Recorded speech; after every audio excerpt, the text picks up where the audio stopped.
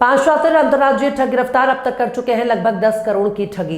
गाजियाबाद की कौशाम्बी थाना पुलिस और साइबर टीम ने 5 ऐसे आरोपियों को गिरफ्तार किया जो भोले भाले लोगों से उनके कागजातों के जरिए फर्जी बैंक खाता खुलवाया करते थे, जिन बैंक खातों में वो अवैध रूप से लोगों से ठगी कर पैसे मंगाया करते थे।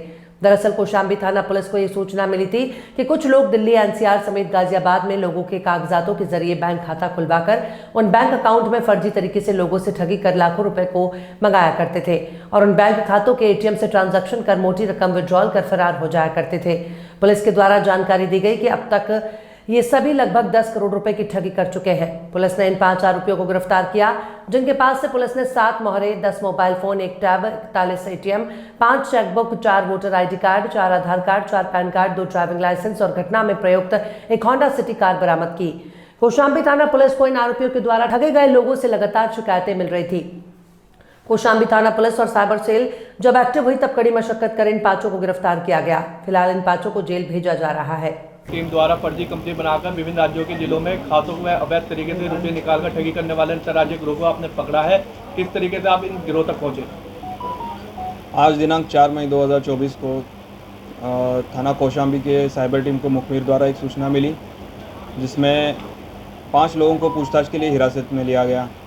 उनकी तरफ से कई फर्जी मोहर, 10 मोबाइल फ़ोन, 1 टैब, 41 बैंकों के एटीएम कार्ड और क्रेडिट कार्ड, 5 चेकबुक, फर्जी वोटर आईडी, पैन कार्ड, आधार कार्ड, ये इनसे बरामद किए गए। इनसे पूछताछ की गई तो इन्होंने बताया कि ये सोशल मीडिया के बहाने लोगों को प्रलोभन देते थे कि आप इन्वेस्ट कीजिए, इसका आपको ज़्यादा रिटर्न मिलेगा। शुरुआत में कुछ स्टेप्स में ये उनको रिटर्न भी देते थे और बाद में बड़ी अमाउंट जब उनसे लेते थे तो इनको रिप्लाई देते नहीं थे और ग्रुप बंद करके गायब हो जाते थे। इसी तरह से ये लोगों से ठगी करते थे। ये टोटल 5 अभियुक्त हैं, जिनके नाम आकाश, मनोज, अमरेश, नीतीश और नमन जैन हैं। ये इनके द्वारा जितने भी लोगों को फंसाया गया है, इसका कुल अमाउंट लाखों करोड़ों में हो रहा है, जिसके बारे में अधिक जानकारी की जा रही है। सर, इस फर्जीवाड़े में किसी की शिकायत के आधार पर पुलिस ने इन्हें पकड़ा है कि कुछ? जैसे थानों में साइबर से रिलेटेड बहुत ज़्यादा कंप्लेंट्स आती है, लेकिन इनको ट्रेस करना काफ़ी मुश्किल हो जाता है। तो इसी विवेचनाओं में जो इन्वेस्टिगेशन चल रहा था, जिसमें हमारे जो मुखबिर लगे हुए थे, उसी मुखबिर ने सूचना दी और उसी के आधार पे इनको पकड़ा गया है। सर, जैसे कंपनी बताया आपने कि फर्जी कंपनियां बनाते थे, तो इसके कार्यालय भी यहाँ खोले गए थे कि गाजियाबाद में, नोएडा में आसपास कितने कार्यालय बनाए गए हैं और जो जमीन इनको मिलते हैं, ऑफिस मिलते हैं, तो किस आधार पर ये ऑफिस मिल जाते हैं?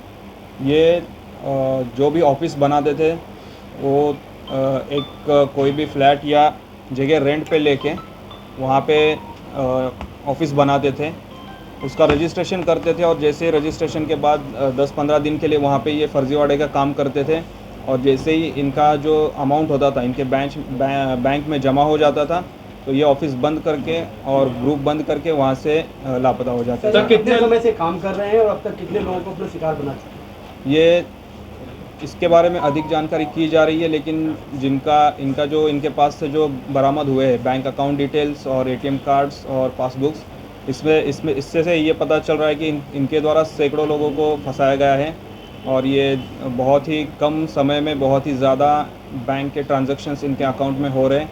इससे यही प्रतीत होता है कि ये काफ़ी बड़े स्तर पे इनके द्वारा फर्जीवाड़ा किया जा रहा है। अब तक कितने लोगों से धोखाधड़ी कर चुके हैं और कितना अमाउंट इकट्ठा किया, और अमाउंट का ये ऐसा काम किस लिए कर रहे थे, पैसे की किस लिए आवश्यकता थी?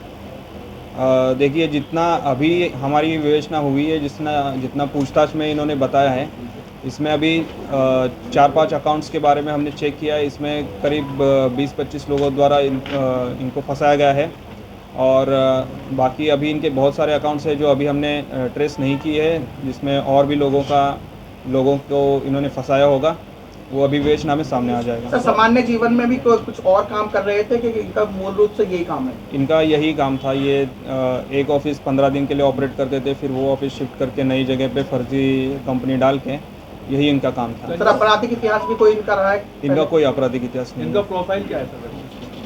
ये इनके प्रोफाइल के बारे में जानकारी की जाए। सर लगातार साइबर क्राइम लगातार बढ़ रहा है, उस पर क्या संदेश देना चाहिए? साइबर क्राइम के लिए जो भी साइबर अवेयरनेस के मैसेजेस आते हैं या जो भी आपको सोशल मीडिया या पुलिस या प्रशासन द्वारा हमेशा बताया जाता है कि साइबर के लिए अवेयरनेस काफ़ी ज़रूरी होती है, तो कोई भी आप जो आपको प्रलोभन आता है कि इतना इन्वेस्ट करने के बाद इतना आपको रिटर्न मिलेगा, इसमें आपको विश्वास तुरंत नहीं करना चाहिए, उसको वेरीफाई करने के बाद ही उसमें इन्वेस्ट करना चाहिए।